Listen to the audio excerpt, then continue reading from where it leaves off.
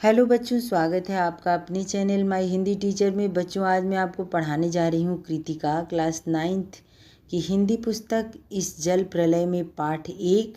फणीश्वर नाथ रेणु ने इस कहानी को लिखा है बच्चों। और ये कहानी, इसका थोड़ा सा आपको सारांश बता देती हूँ कि आखिर यह कहानी है किस चीज़ पर आधारित। यह बिहार में आई बाढ़ के ऊपर आधारित कहानी है। बिहार में जब बाढ़ आई थी, विनाशकारी बाढ़ के बारे में यह कहानी है। कहानी में लेखक ने खुद के अनुभवों को अपने बारे में लिखा है और अपने अनुभवों को लिखा है इसमें। जब 1975 में पटना में बाढ़ आई थी तो उस समय लेखक के साथ क्या क्या घटनाएं घटी है उसका जिक्र इस कहानी में किया गया है। इस जल प्रलय में, यानी जो जल का प्रलय हुआ था, उस प्रलय के बारे में इसमें है कहानी। मेरा गांव ऐसे इलाके में है जहां हर साल पश्चिम, पूर्व और दक्षिण की कोसी, पनार, महानंदा और गांव की बाढ़ से पीड़ित प्राणियों के समूह आकर पनाह लेते हैं। अब देखिए किसके बारे में, कौन कह रहा है इस कहानी को। जो लेखक हैं वो अपने बता रहे हैं कि मेरे गांव में कैसे कैसे होता था। और इस इलाके में जहाँ हर साल पश्चिम, पूर्व और दक्षिण की कोसी, अब देखिए किस किस जिले की बात, कहाँ कहाँ किस किस दिशा की बात कर रहे हैं उसको ध्यान दीजिएगा। किस नदी की बात कर रहे हैं उसको भी ध्यान दीजिएगा। हर साल पश्चिम, पूर्व और दक्षिण की कोसी नदी है, पनार, महानंदा, गंगा की बाढ़ से पीड़ित प्राणियों के समूह आकर पनाह लेते हैं। सावन भादों में ट्रेन की खिड़कियों से विशाल और सपाट परती पर गाय, बैल, भैंस, बकरों के हजारों झुंड देखकर ही लोग बाढ़ की विभीषिका का अंदाजा लगाते हैं। देखिए यहाँ पर जो भी आपको कठिन शब्द लगते हैं उसको अंडरलाइन कर लीजिएगा। वैसे यहाँ पर आपकी सुविधा के लिए देखिए, पनाह मतलब होता है शरण। और यहाँ पर परती के पास भी 2 लिखा हुआ है, विभीषिका के पास 3 लिखा हुआ है, तो इसको आप ध्यान दीजिएगा। इसका अर्थ आपको नीचे मिल जाएगा।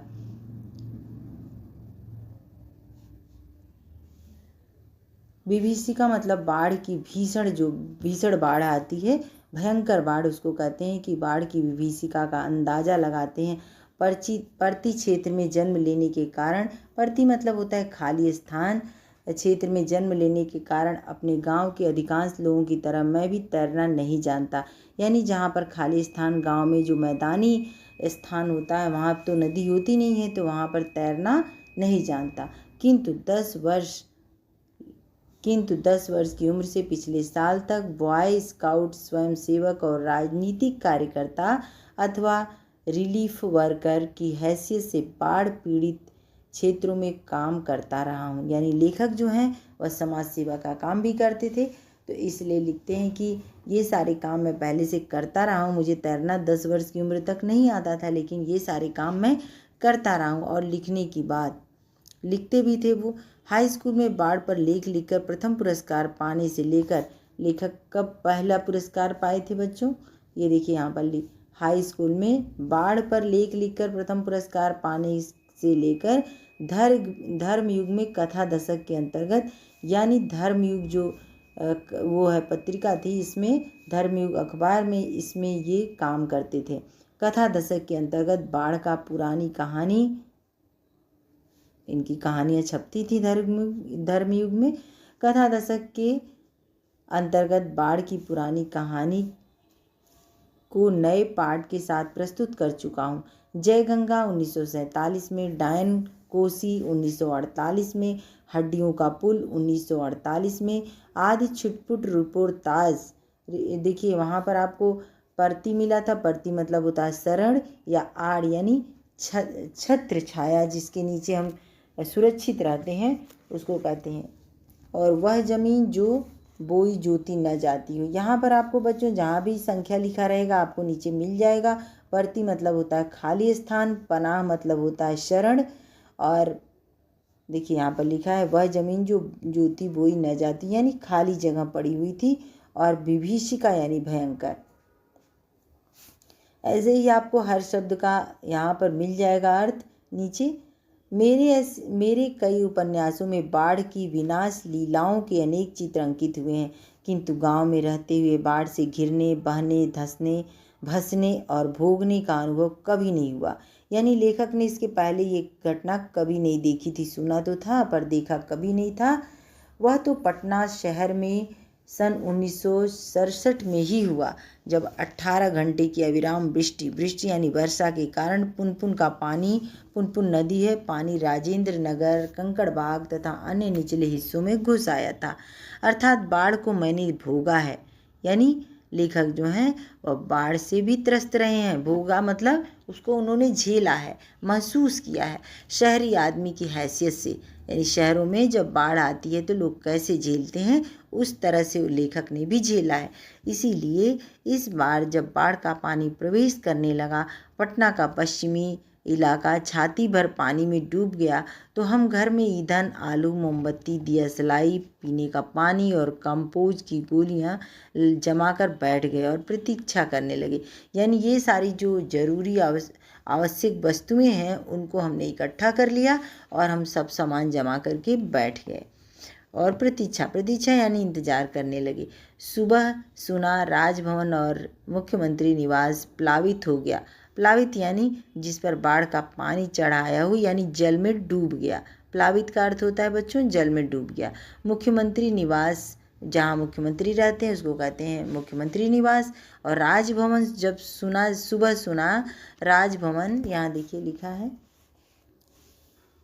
राजभवन मुख्यमंत्री निवास प्लावित हो गया है। दोपहर में सूचना मिली गोलघर जिले से घिर गया है। यूं सूचना बांग्ला में इस वाक्य से मिली थी, जानो गोलघर डूबे गेछे। यानी बांग्ला में कैसे कहते हैं डूब गया है, तो जानो गोलघर डूबे गेछे। और 5 बजे जब कॉफ़ी हाउस जाने के लिए तथा शहर का हाल मालूम करने निकला तो रिक्शे वाले ने हंसकर कहा, अब कहाँ जाइएगा, कॉफ़ी हाउस में तो अबले पानी आ गया होगा। अबले मतलब अब तक पानी आ गया होगा। चलो पानी कैसे घुस गया वही देखना है, कहकर हम रिक्शा पर बैठ गए। साथ में नई कविता के अनेक विशेषज्ञ व्याख्याता और आचार्य कवि मित्र थे, जो मेरी अनगढ़ गद्य में स्वागतोक्ति से कभी बोर नहीं होते। धन्य हैं। यानी देखिए अनर्गल का मतलब होता है, अनवरत मतलब लगातार, निरंतर। अनर्गल मतलब होता है बेतुकी, बेकार बातें, विचारहीन, मनमानी बातें। और अनगढ़ का मतलब होता है मनगढ़ंत, बेडौल की, टेढ़ा मेढ़ा। और गद्य में स्वागतोक्ति का मतलब होता है अपने आप में कुछ बोलना, से कभी बोर नहीं होते। धन्य है। अगले पेज पर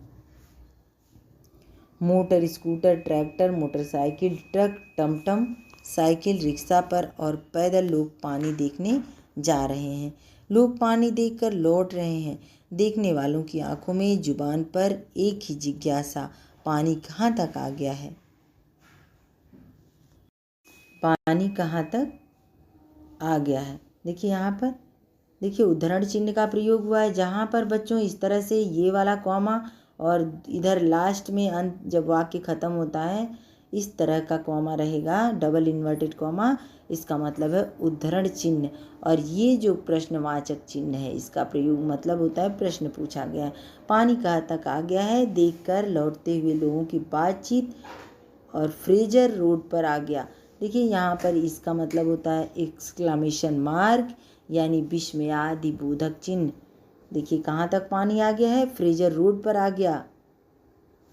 क्या, पार कर गया। Shri Krishnapuri, Pataliputra colony, boring road, industrial area कहा। इंडस्ट्रियल एरिया कहीं पता नहीं, जब भट्टाचार्य रोड पर पानी आ गया होगा। छाती भर पानी है। विमेंस कॉलेज के पास डुबाव पानी है। आ रहा है, आ गया, घुस गया, डूब गया, बह गया। लोग जब परेशान होते हैं तो बच्चों इस तरह की भाषा बोलते हैं। जब हम कॉफ़ी हाउस के पास पहुँचे, कॉफ़ी हाउस बंद कर दिया गया था। सड़क के एक किनारे एक मोटी डोरी की शक्ल में गेरुआ झाग फेन में उलझा पानी तेजी से सरकता आ रहा था। मैंने कहा, आचार्य जी आगे जाने की जरूरत नहीं, वो देखिए आ रहा है मृत्यु का तरल दूत।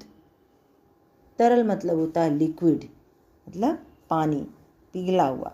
तरल दूत आ रहा है, मृत्यु का पैगाम लेकर आ रहा है। आतंक के मारे मेरे दोनों हाथ बरबस जुड़ गए और सभय प्रणाम निवेदन में मेरे मुंह से कुछ अस्फुट शब्द निकले। हाँ, मैं बहुत कायर और डरपोक हूँ। देखिए, अस्फुट का मतलब होता है बच्चों, यहाँ पर देखिए अस्फुट,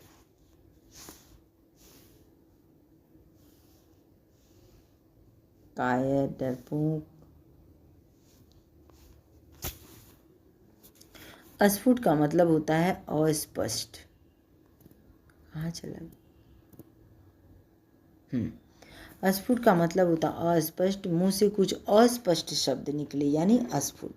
रिक्शा वाला बहादुर है, कहता है चलिए न थोड़ा और आगे। भीड़ का एक आदमी बोला, ए रिक्शा, करंट बहुत तेज है, आगे मत जाओ। मैंने रिक्शा वाले से अनुनय भरे स्वर में कहा, लौटा ले भैया, आगे बढ़ने की जरूरत नहीं। रिक्शा मोड़कर हम अप्सरा सिनेमा हॉल, सिनेमा शो बंद के बगल से गांधी मैदान की ओर चले।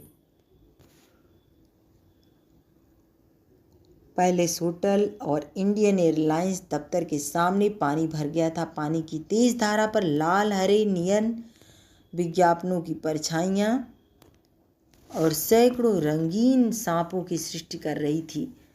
गांधी मैदान की रेलिंग के सहारे हजारों लोग खड़े देख रहे थे। दशहरा के दिन रामलीला के मैदान के रथ की प्रतीक्षा में जितने लोग रहते हैं उससे कम नहीं थे। गांधी मैदान की आनंद उत्सव, सभा सम्मेलन और खेलकूद की सारी स्मृतियों पर धीरे धीरे एक गौरिक आवरण, गौरिक यानी गेरुए के रंग का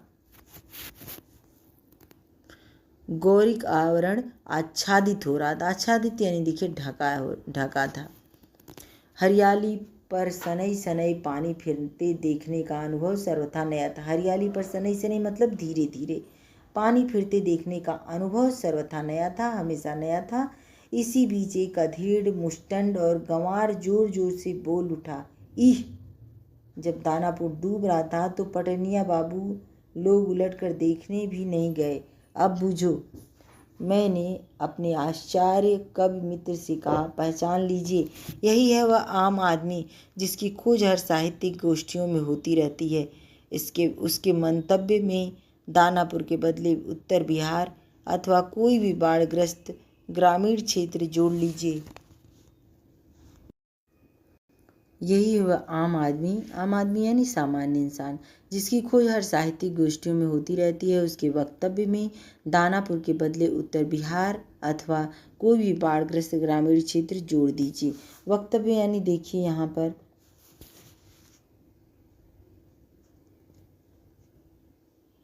जहाँ भी आपको कठिन शब्द लगता है बच्चों उसको अंडरलाइन कर लिया करिए। उत्तर बिहार अथवा कोई भी बाढ़ग्रस्त ग्रामीण क्षेत्र जोड़ दीजिए। शाम के 7:30 बज चुके और आकाशवाणी के पटना केंद्र से स्थानीय समाचार प्रसारित हो रहा था। पान की दुकानों के सामने खड़े लोग चुपचाप उत्कंठ होकर सुन रहे थे और पानी हमारे स्टूडियो की सीढ़ियों तक पहुंच चुका है और किसी भी क्षण स्टूडियो में प्रवेश कर सकता है। समाचार दिल दहलाने वाला था। कलेजा धड़क उठा। मित्र के चेहरे पर भी आतंक की नई रेखाएं उभरी, किंतु हम तुरंत ही सहज हो गए, यानी चेहरे पर चेष्टा करके सहजता ले आए। देखिए, सहज में ता प्रत्यय है बच्चों, यहाँ पर प्रत्यय भी देखते चलेंगे, ले आए। और क्योंकि हमारे चारों ओर कहीं कोई परेशान नजर नहीं आ रहा था। पानी देखकर लौटते लोग आम दिनों की तरह हंस बोल रहे थे, बल्कि आज तनिक अधिक ही उत्साहित थे। हाँ, दुकानों में थोड़ी हड़बड़ी थी। नीचे की सामान ऊपर किए जा रहे थे। रिक्शा, टमटम, ट्रक और टेम्पो पर सामान लादे जा रहे थे। खरीद फरोख्त बंद हो चुकी थी। पान वाले की बिक्री अचानक बढ़ गई थी। आसन संकट से ही कोई प्राणी आतंकित नहीं दिख रहा था। देखिए, आसन का मतलब क्या होता है बच्चों? पास आया हुआ। पान वाले के आदमकद आईने में देखिए यहाँ पर पान वाले के आदमकद आईने में, आदमकद यानी बहुत लंबा चौड़ा आदमी, आदमकद आईने में उसने लोगों के बाहरी बीच हमारी ही सूरतें मुहर्रा नजर आ रही थी। मुझे लगा अब हम यहाँ थोड़ी देर भी ठहरेंगे तो वहाँ खड़े लोग किसी भी क्षण ठठाकर हम पर हंस सकते हैं। जरा इन बुज़दिलों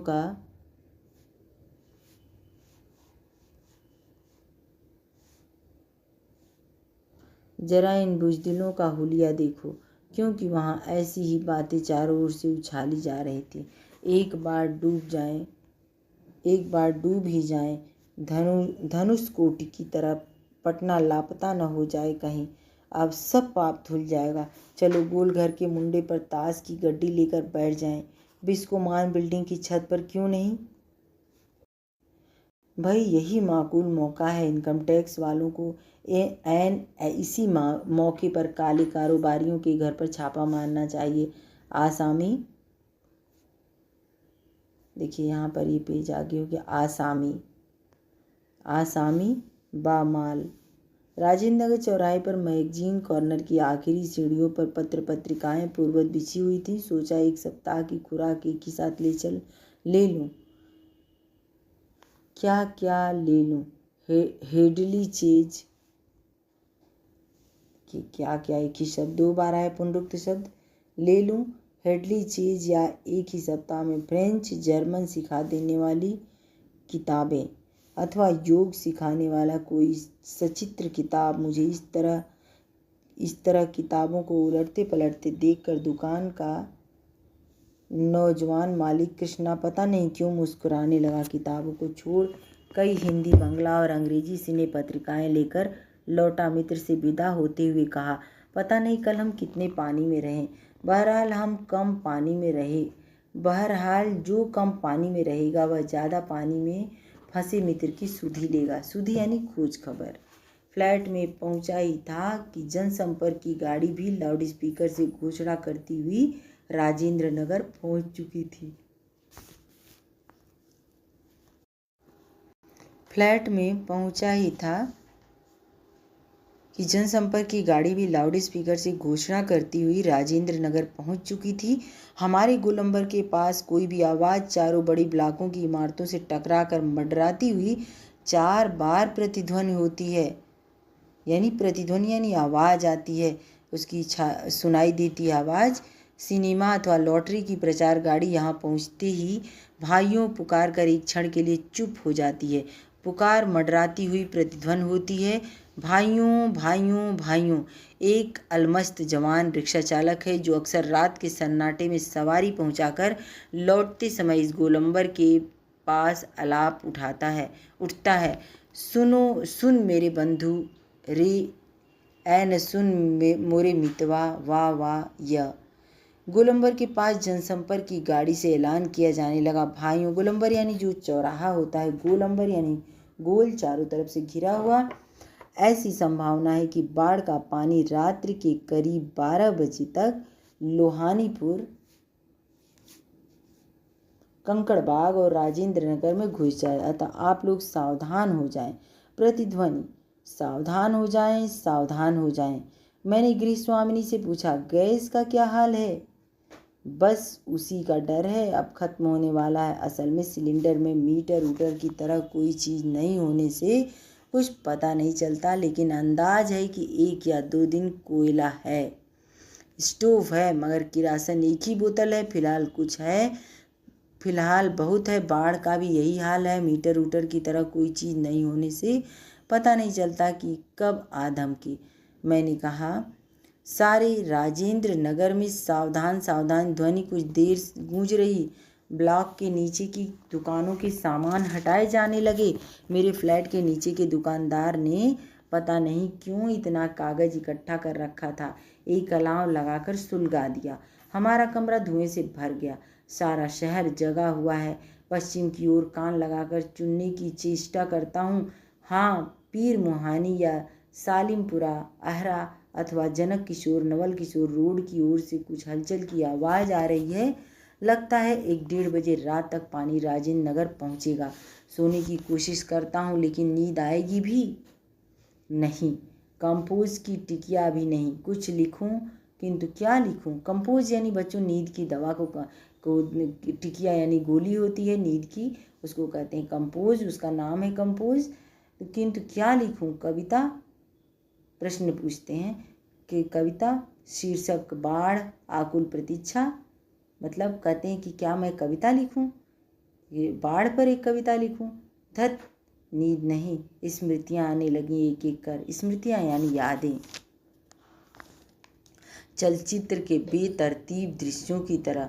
चलचित्र क्या होता है, फिल्में होती हैं जो हमारे मानस पटल पर चलने लगती हैं, तो उसको कहते हैं स्मृतियां आने लगी एक एक कर। एक एक देखिए, एक ही शब्द 2 बार आया यहाँ पर, पुनरुक्त शब्द युग में है, शब्दों का जोड़ा। स्मृतियां यानी यादें, चलचित्र यानी फिल्म की तरह, बेतरतीब यानी बिना बेढंगे, उल्टा पुल्टा कुछ भी दृश्य दिमाग में आ रहा है।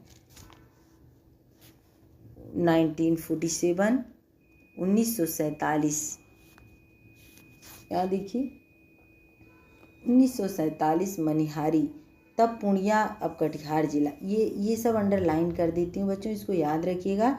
जो भी ऐसी इम्पॉर्टेंट लाइन होती है, आपने पढ़ते समय हमेशा ध्यान दिया है, जो भी इम्पॉर्टेंट लाइन है उसको आपको याद रखना है, ताकि कभी भी कोई ऑब्जेक्टिव टाइप का क्वेश्चन आए तो आप बता सकें। 1947 मनिहारी, तब पूर्णिमा अब कटिहार जिला में। जो पूर्णिया में था वो अब कटिहार जिले के इलाके में गुरुजी स्वर्गीय सतीनाथ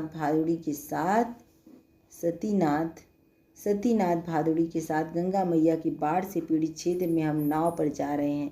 चारों ओर पानी ही पानी है। जब बाढ़ आती है तो वहाँ कुछ भी नहीं दिखाई देता, सिर्फ पानी ही पानी, पूरा जल प्रलय। दूर चारों ओर पानी ही पानी, दूर एक द्वीप जैसा बालूचर दिखाई पड़ा। देखिए यहाँ पर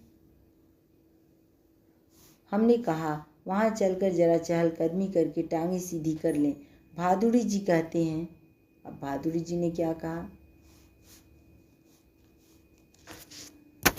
भादुड़ी जी कहते हैं कि किंतु सावधान, ऐसी जगहों पर कदम रखने के पहले यह मत भूलना कि तुमसे पहले ही वहाँ हर तरह के प्राणी शरणार्थी के रूप में मौजूद मिलेंगे। और सचमुच चींटी से लेकर सांप, बिच्छू, लोमड़ी, सियार तक यहाँ पनाह ले रहे थे। भादुड़ी जी की हिदायत थी, हर नाव पर पकाही घाव, पानी में पैर की उंगलियां सड़ जाती। पकाही घाव यानी पानी में जब पैर बहुत दिन तक रहता है तो पैरों की सारी उंगलियां सड़ जाती, तलवों में भी घाव हो जाता है। कि दवा, दियासलाई की डिबिया और किरासिन तेल रखना चाहिए। और सचमुच हम जहाँ जाते खाने पीने की चीज़ से पहले पकाई घाव की दवा और दियासलाई की मांग होती। 1949 उस बार महानंदा की बाढ़ से घिरे वापसी थाना के एक गांव में हम पहुँचे। हमारी नाव पर रिलीफ के डॉक्टर साहब थे। गांव के कई बीमारों को नाव पर चढ़ाकर कैंप में ले जाना था। एक बीमार नौजवान के साथ उसका कुत्ता भी कूई कूई करता हुआ नाव पर चढ़ गया। डॉक्टर साहब कुत्ते को देखकर भीषण भयभीत हो गए, भयभीत यानी डर गए, और चिल्लाने लगे, अरे कुकुर नहीं, कुकुर को भगाओ। बीमार नौजवान छप से पानी में उतर गया। हमार कुकुर नहीं जाएगा तो हमहू नहीं जाएगा। फिर कुत्ता भी छपाक पानी में गिरा। हमारा आदमी नहीं जाएगा तो हमहू नहीं जाएगा। परमान नदी की बाढ़ में डूबे हुए एक मुसहरों की बस्ती को कहते हैं मुसहरी में हम राहत बांटने गए। राहत यानी जहाँ भी बाढ़ होती है, भूकंप होता है, भीषण प्रलय आता है, तो वहाँ पर कुछ राहत कार्य होता है, कुछ सामान बांटा जाता है। वहाँ पर राहत बांटने के लिए गए। खबर मिली थी कि वे कई दिनों से मछली और चूहों को झुलसा कर खा रहे हैं, किसी तरह जी रहे हैं। किंतु टोले के पास जब हम पहुँचे तो ढोलक और मंजीरा की आवाज़ सुनाई पड़ी। जाकर देखा एक ऊंची जगह मचान बनाकर स्टेज की तरह हाथ बनाया गया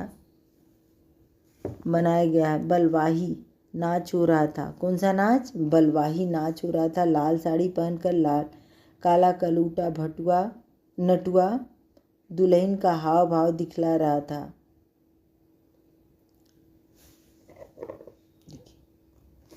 यहाँ पे यानी वह धानी है, धरनी घरनी यानी धानी, घर छोड़कर मायके भागी जा रही है और बहुत है, और उसका घरवाला है पुरुष उसको मानकर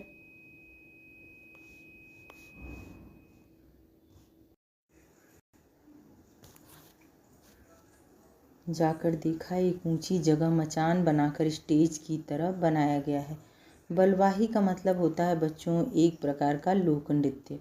बलवाही नाच हो रहा था। लाल साड़ी पहनकर काला कलूटा नटुआ दुल्हन का हाव भाव दिखला रहा था। यानी जो नाचने वाले पुरुष होते हैं वह स्त्रियों का रंग रूप धारण करते हैं, वेशभूषा पहन लेते हैं, और दुल्हन यानी नई बहू जैसे होती है उस तरह का रंग रूप धारण करके, यानी वह धानी है। धानी यानी घरनी, घर छोड़कर मायके भागी जा रही है। घरनी का मतलब होता है जो घर की स्त्री होती है उसको कहते हैं कहावत की बिन घरनी घर भूत का डेरा।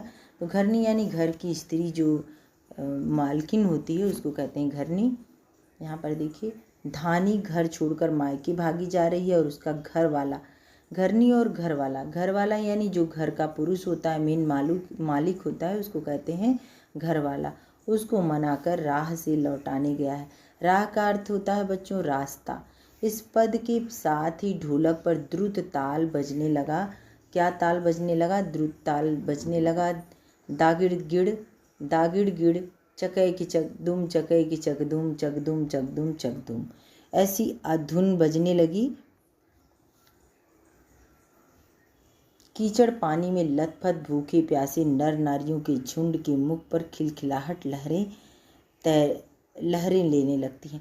देखिए, जब भी म्यूजिक बजता है तो जाने अनजाने कैसा भी कोई हो, हर आदमी के चेहरे पर मुस्कान आ जाती है। तो उसी का यहाँ पर भाव दिखाया गया है कि कीचड़ पानी में लथपथ भूखे प्यासे नर नारी। देखिए, भूखे प्यासे यहाँ पे आपका हो जाएगा द्वंद्व समास, और यहाँ देखिए नर नारियों, ये स्त्रीलिंग पुल्लिंग है, द्वंद्व समास भी होगा।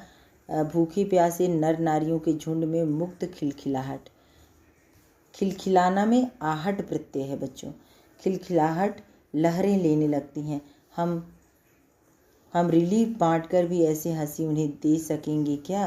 रिलीफ यानी जो जब भी कोई बाढ़ पीड़ित होता है तो उनको रिलीफ के लिए कुछ सामान वहाँ पर दिया जाता है ताकि लोगों को कुछ न कुछ सामान दे सके जिससे उनको मदद मिल सके। तो वही लिखा है कि हम रिलीफ बांट कर भी ऐसी हंसी उन्हें दे सकेंगे क्या? शास्त्री जी आप कहाँ हैं?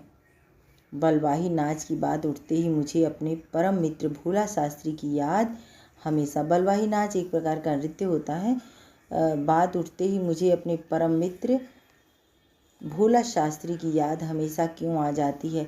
यह एक बार 1937 में सिमरवनी शंकरपुर में एक बाढ़ के समय नाव को लेकर लड़ाई हो गई थी। मैं उस समय बालचर बॉय स्काउट था। गांव के लोग नाव के अभाव में केले के पौधे का भेला बनाकर किसी तरह काम चला रहे थे। वहीं जमींदार के लड़के नाव पर हारमोनियम तबला के साथ झिंझिर यानी जल विहार करने निकले थे। गांव के नौजवानों ने मिलकर उनकी नाव छीन ली थी। यहाँ पर थोड़ी मारपीट भी हुई थी। और 1967 में जब पुनपुन का पानी राजेंद्र नगर में घुस आया था। देखिए, किस सन में पुनपुन का पानी राजेंद्र नगर में घुस आया था, आपको प्रश्न आएगा तो आपको 1907। एक नाव पर कुछ सजे धजे युवक और युवतियों की टोली किसी फिल्म में देखे हुए कश्मीर का आनंद घर बैठे लेने के लिए निकली थी। नाव पर स्टोव जल रहा था, केतली चढ़ी हुई थी, बिस्कुट के डिब्बे खुले हुए थे। एक लड़की प्याली में चम्मच डालकर एक अनोखी अदा से नेस्कैफे के पाउडर को मथ रही थी। एस्प्रेसो बना रही थी शायद, एस्प्रेसो कॉफ़ी का नाम है, एस्प्रेसो बना रही थी शायद।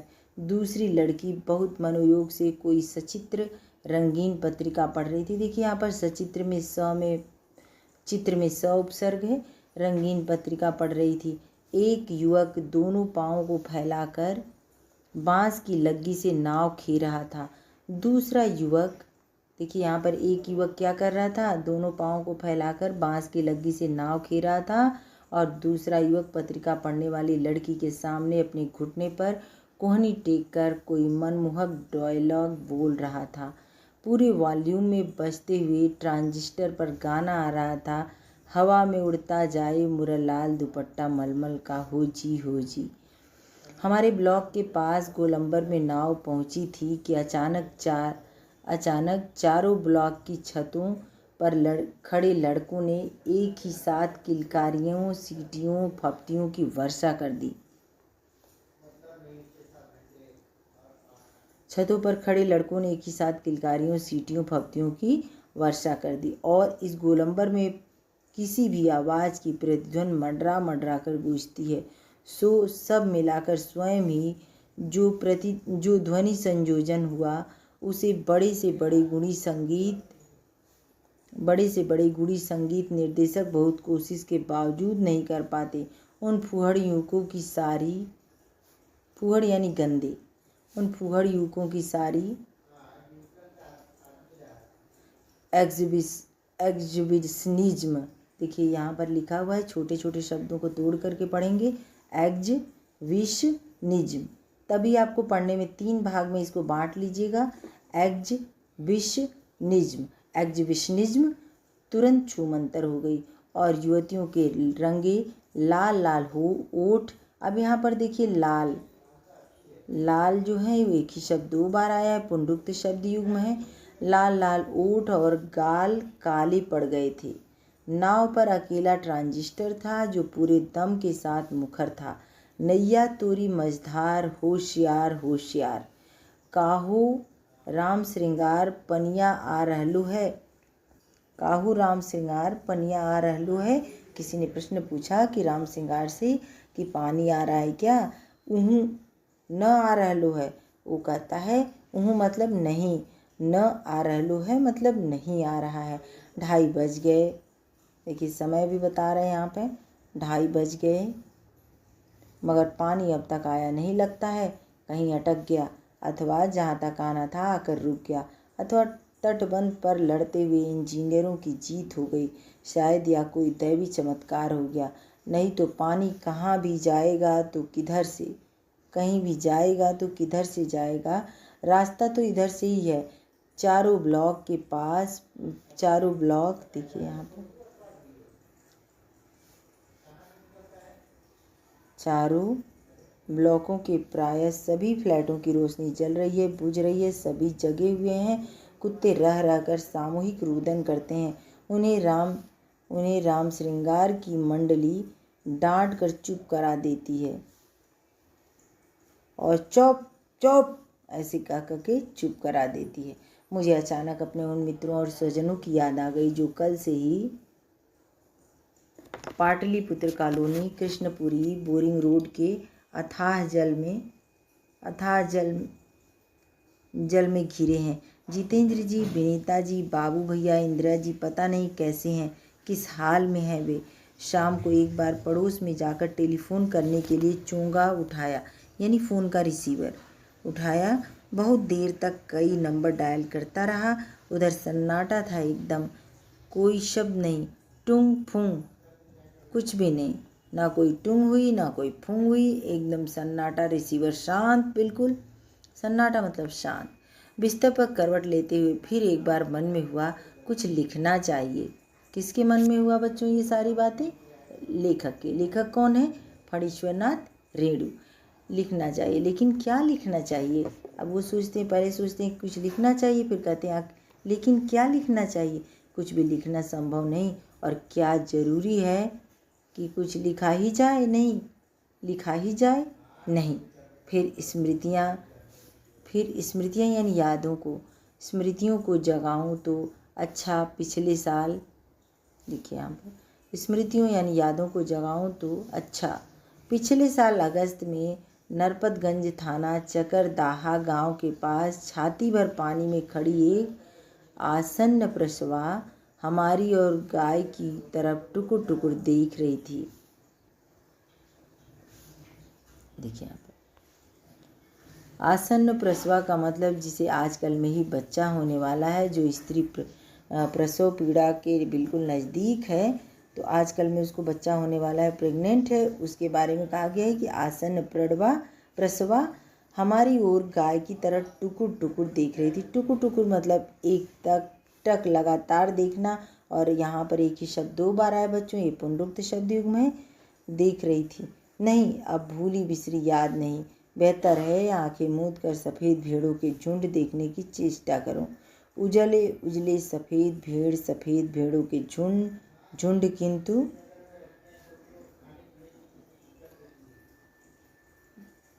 किंतु सभी उजले भेड़ अचानक काले हो गए। बार बार आंखें खोलता हूँ, मूंदता हूँ, काले को उजला करना चाहता हूँ। भेड़ों के झुंड भूरे हो जाते हैं। उजले भेड़ काले भूरे, किंतु उजले उजले गेहुए रंग के भेड़। कोई द्याखो ऐसे गेछे जल झकझोर कर मुझे जगाया गया। घड़ी देखी, ठीक 5:30 बज रहे थे, सवेरा हो चुका था। आ रहलो हैं पनिया, पानी का गैलो, पानी आ गैलो, हो राम सिंगार, हो मोहन, रामचन्नर, अरे हो पानी आ गैलो। आंखें मलता हुआ उठा, पश्चिम की ओर थाना के सामने सड़क पर मोटी डोली की शक्ल में मुंह में झाग पहन लिए पानी आ रहा है, ठीक वैसा ही जैसा शाम को कॉफ़ी हाउस के पास देखा था। पानी के साथ साथ चलता हुआ किलोल करता हुआ बच्चों का एक दल उधर पश्चिम दक्षिण कोने पर दिनकर अतिथिशाला से और आगे बस्ती के पास। बच्चे कूद क्यों रहे हैं? नहीं बच्चे नहीं, पानी है, वहाँ मोड़ है, थोड़ा अवरोध है, इसलिए पानी उछल रहा है। पश्चिम उत्तर की ओर ब्लॉक नंबर 1 के पास पुलिस चौकी के पिछवाड़े में पानी का पहला रेला आया। ब्लॉक नंबर 4 के नीचे सेठ की दुकान की बाएं बाजू में लहरें नाचने लगीं। अब मैं दौड़कर उस छत पर चला गया। चारों ओर को शोर कोलाहल, कलरव, चीख पुकार और पानी का कलकत्ता रव, लहरों का नर्तन। सामने फुटपाथ को पार कर सब पानी हमारे पिछवाड़े में सशक्त बहने लगा। पिछवाड़े यानी घर के पीछे से। गोलंबर के गोल पार्क के चारों ओर पानी नाच रहा है। आ गया पानी बहुत तेजी से बढ़ रहा है, चढ़ रहा है। करंट कितना तेज है। सोन का पानी है, नहीं गंगा जी का है। आ गए लो। सामने की दीवार की ईंटें जल्दी जल्दी डूबती जा रही हैं। बिजली के खंभे का अगला काला हिस्सा डूब गया। ताड़ के पेड़ का प्रथम हिस्सा डूब गया। ताड़ के पेड़ का तना क्रमशः डूबता जा रहा है, और देखिए यहाँ पर डूबता जा रहा है, डूब रहा है।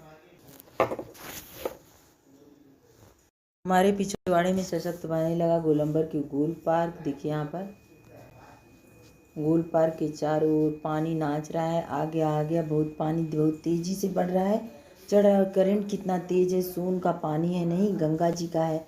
आगे लो। सामने की दीवार की ईंटें जल्दी जल्दी डूबती जा रही हैं। बिजली के खंभे का काला हिस्सा डूब गया। ताड़ के पेड़ के तना क्रमशः डूबता जा रहा है और डूब रहा है। अभी यदि मेरे पास मूवी कैमरा होता और अगर एक टेप रिकॉर्डर होता तो बाढ़ तो बचपन से ही देखता आया हूँ, किंतु पानी इस तरह कभी नहीं दिखा।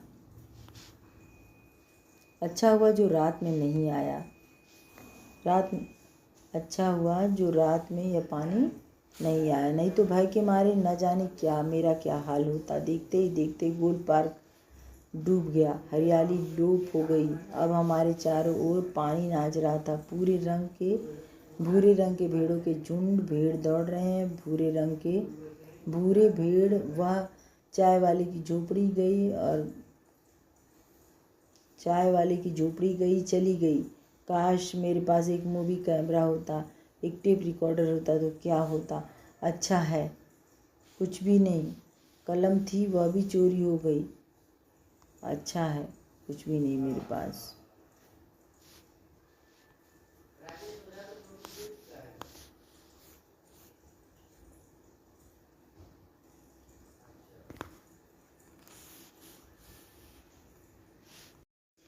चलिए बच्चों, ये वीडियो बहुत लंबा हो गया है, इसको मैं यहीं समाप्त करती हूँ। अगर आप मेरे चैनल पर नए हैं तो इस चैनल को सब्सक्राइब कर लीजिएगा बच्चों, ताकि आपको नए नए वीडियो डेली मिलते रहेंगे और आपके पास नोटिफिकेशन आ जाएगा, आप अपना वीडियो देखकर पढ़ सकते हैं। और बच्चों, अगर आपको मेरा वीडियो अच्छा लगता है तो इसको लाइक करना, शेयर करना और कमेंट करना ना भूलें।